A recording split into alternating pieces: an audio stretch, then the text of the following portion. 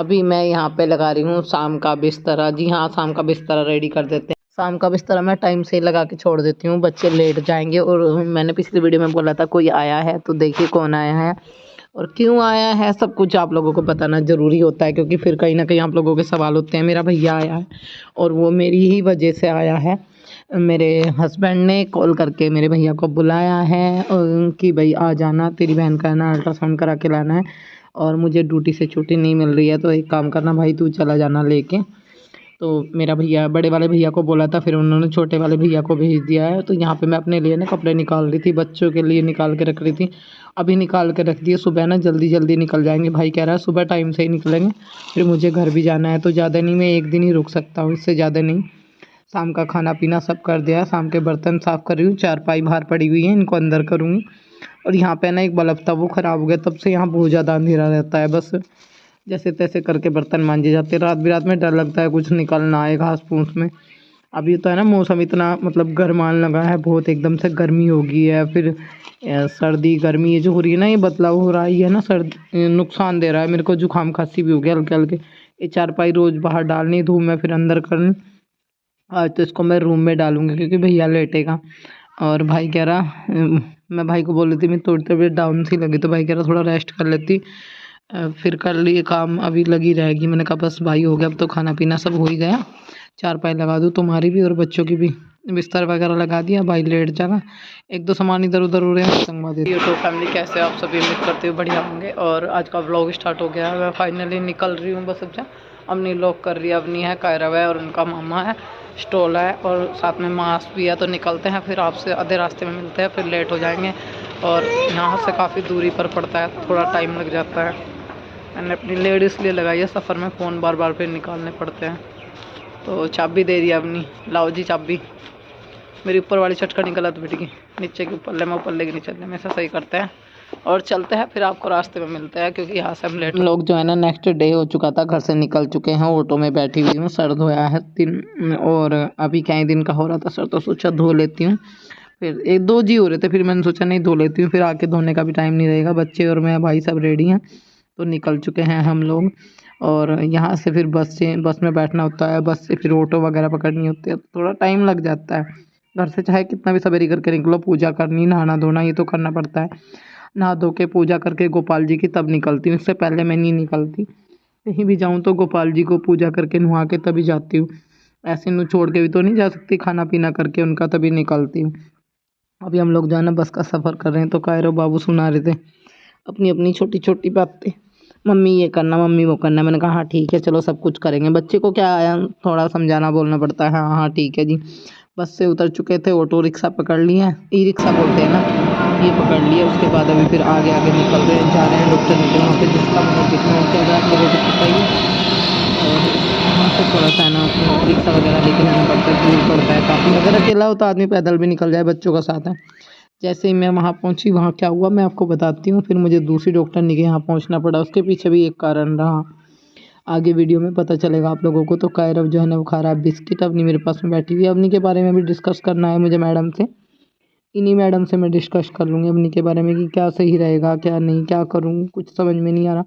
ये डॉक्टर की दवाई चल रही है, वो तो अभी कह रहे हैं कुछ दिन दवाई और खा लो, तो देखो फिर भी सलाह लेने में कुछ नहीं जाता। तो यहाँ पे है ना अंदर पेशेंट था, तो इस वजह से मैं यहाँ पे बैठ के वेट कर रही थी। तो वो कह रही थी कि बस डॉक्टरनी का मेरा ट्रीटमेंट चल रहा था, मैं वहाँ गई थी। पर वहाँ पे क्या हुआ ना, डॉक्टरनी के यहाँ पे शादी है, और जाके ही पता चला कि यहाँ पे शादी है।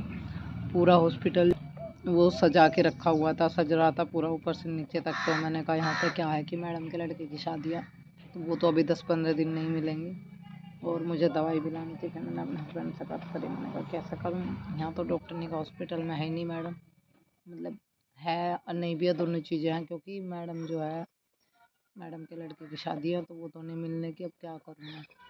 तो फिर उन्होंने कहा तो चल एक काम कर, दूसरी डॉक्टरनी से देख ले, दवाई ले ले, उससे लेके आ जा। मैंने कहा चलो ठीक है, ऐसा कर लेती हूँ। तो दूसरी डॉक्टरनी से दवाई लेके आई, उन्होंने कहा है कि 5 दिन की दवाई खाओ, उसके बाद दिखाइए, फिर अगर आराम होगा तो ठीक है, नहीं तो फिर दवाई चेंज करेंगे। और एक अल्ट्रासाउंड जो उसमें लिख रहा था, मैडम ने लिख रखा था, वे कह रही कि मेरी ये 5 दिन की दवाई खाओ, उसके बाद दिखा लेंगे, करवा लेंगे, देख लेंगे तेरी पथरी भाई ख़त्म हुई नहीं हुई या बढ़ रही घट रही, पूरे पेट का करा देंगे। तो 5-6 दिन के बाद जाऊँगी। अब मैं सोच रही हूँ कि अवनी के बारे में गई थी मैं आज एक जगह, गई भी था अवनी के बारे में आज एक जगह, तो यहाँ पे जो है ना, तो यहाँ पे सिटी स्कैन जो है प्राइवेट में बताया है 5-6 हज़ार रुपये में हो जाएगा, 5-6 हज़ार का। और जो मतलब सरकारी में जहाँ वैसे हॉस्पिटल हैं जिनमें आधे लगाए उनमें हो जाएगा 2-2.5 हज़ार रुपये। तो करवाना मैं इसके पापा से कर रही थी बात। मैंने कहा देखो सारा कुछ करती हूँ, सब कुछ करती हूँ, सारी बात सही है, पर कुछ थोड़ी बहुत जिम्मेदारी आपकी भी तो बनती है अपने बच्चों के प्रति। देखो क्या करना चाहिए। एक दो ने कमेंट करा झूठे पैसे बर्बाद कर रही है, डॉक्टर के कुछ नहीं दिखा रही है उन्हें। और वो मेरे पास में इतने फालतू के पैसे नहीं जो डॉक्टर के पूर्ति फिर उतने मैं डॉक्टर के दे ही नहीं, अपने बच्चों की बीमारी मेरा अपनी में इतने का मैं खाऊँ अपने बच्चों को भी खाऊँ और खूब बढ़िया बढ़िया खाना, खूब बढ़िया बढ़िया पैरा धक्के खाना, किराया फूकना, रोज़ मार्केट जाकर किराया फूकना, रोज़ डॉक्टरों के लेके जाना, उससे है अपने आप को तंग आ गई मैं इस ज़िंदगी से। खुद दुखी हूँ मैं, सोचूँ ये सड़ैंद हो रही हो, साफ़ करूँ घर में, नू करूँ वो करूँ, रसोई में इधर तो मैं खुद दुखी हूँ भाई। मुझे तो मतलब इतने पापड़ बेलने पड़ रहे, इधर से उधर, उधर से इधर, उधर से उधर, इतना पैसा मैं इधर उधर फूक रही ना। मैं अपने ऊपर अपने खाने पीने में लगाती, बच्चों को किसमें लगाती, पर क्या करूँ। फिलहाल जो भी हो रहा है ठीक ही है बस। झाड़ू निकल ली, अभी दोबारा ये कूड़ा उठाना, कहीं चली जाऊँ और आके फिर मैं अपने घर में झाड़ू ना लगाऊँ तो वो तो। गेहूँ भी साफ करने पड़ेंगे, आटा खत्म होने वाला है यहाँ। आज ऐसी मजबूरी आन पड़ी, आज ये काम भी करना पड़ेगा। मम्मी देखेगी तो बहुत डांटेगी, कभी कभी है ना ऐसी मजबूरी आ जाती है इंसान के सामने कि करना पड़ जाता है। मैं चलाती नहीं हूँ, पर आज बेटी को भी है ना की तबीयत भी थोड़ी ढीली हो रही है फिर से। कुछ लोग कमेंट करते हैं उल्टे सीधे, ऐसा नहीं है वैसा नहीं है, तुमने जो बोलना है बोलते रहो ठीक है ना, मुझे कोई फ़र्क नहीं पड़ता इस बात से। बहुत हो लिया जवाब देना, क्योंकि ऐसे इंसानों को समझाने का कोई फ़ायदा नहीं है जिनकी समझ में कुछ आता नहीं, जो किसी की लाइफ के बारे में बस गलत ही बोलेंगे। बाकी जो पॉजिटिव करते हैं उनके लिए थैंक यू। यहाँ पे अभी है ना पानी वगैरह भर के बर्तन साफ़ करने थे उधर, थोड़ा सा पानी जो है ना अपने नहाने के लिए भर के रखना था, मुझे नहाना है।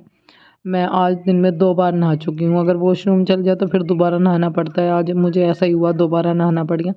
और अभी मैंने ना पेड़ पौधों के आसपास में यहाँ पे जितना घास है वो सारा मुझे साफ़ कर लेना है इधर इधर का, फिर रह जाएगा परली साइड का, उसको भी साफ़ करेंगे। इसमें थोड़ा टाइम लगेगा क्योंकि बहुत जगह बहुत ज़्यादा हो रहा है, तो थोड़ा बहुत खुरपे से है ना अपना उखाड़ देंगे, साफ़ कर देंगे। ईंटी वगैरह 1-2 ईंट नहीं है कि मैं लगा दूँ, कम से कम 3-4 हज़ार ईंट होंगी जो ये आराम से पक्का 3-4 नहीं तो 2 हज़ार तो बिल्कुल ही होंगी, जिनको भाई मैं नहीं लगा सकती, मेरे बस की नहीं है इतना सारा काम करना। बाकी कर सकती हूँ, जो करने का है उसको थोड़ा थोड़ा धीरे धीरे करके करना शुरू कर दिया। और यहाँ पे जगह तक जो है ना जितना भी घास हो रहा है वो सारा मैं साफ़ कर दूँगी, आसपास का पल्ली साइड का भी देखूँगी, साफ़ करूँगी। बेटी को बोल रही थी, मैं कहा बेटा तू रहने दे, तो अपना लेट जा, मैं अपना आप कर लूँगी। ईंटी उठा के क्या करे, दूसरे पौधे का मम्मी थमला बना, मैंने कहा नहीं, सर में दर्द वैसे ही बताती है, फिर झुकेगी, ज़्यादा दिक्कत होगी, रहने दे, लेट जा बेटा।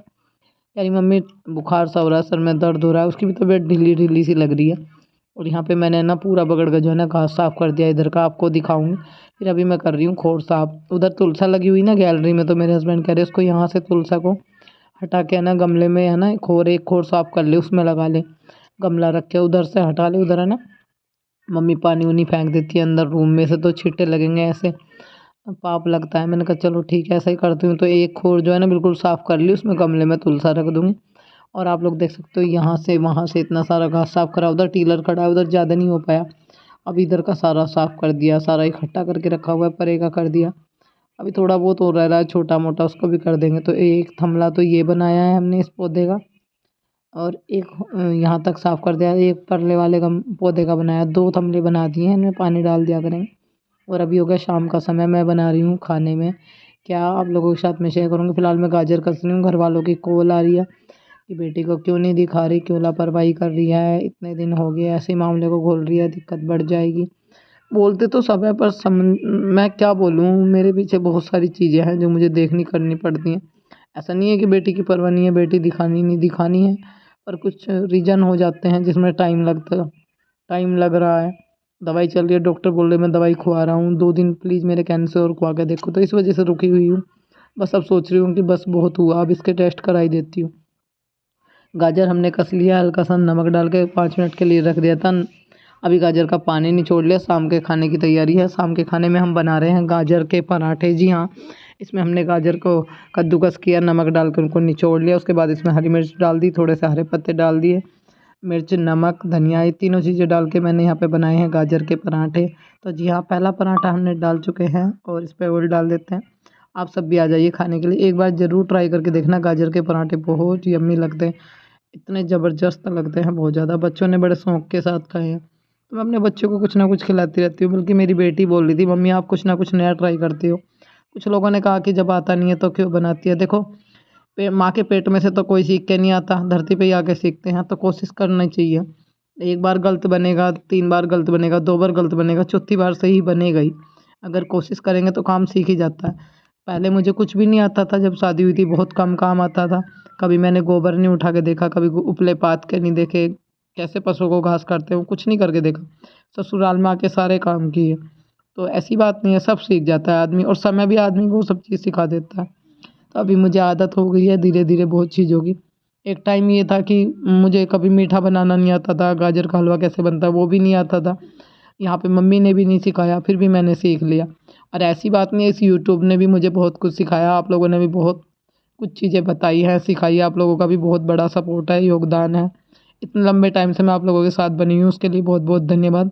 पर जिन्हें जो बोलना है बोलते रहे, बाकी सब इतना सारा प्यार देते हैं, उनके लिए थैंक यू। और देखो, एक बार फिर से लग गई मेरी बेटी को चोट। कुछ लोग बोलते हैं ऐसा बताती है वैसा बताती है, मैं दिखाऊंगी आपको।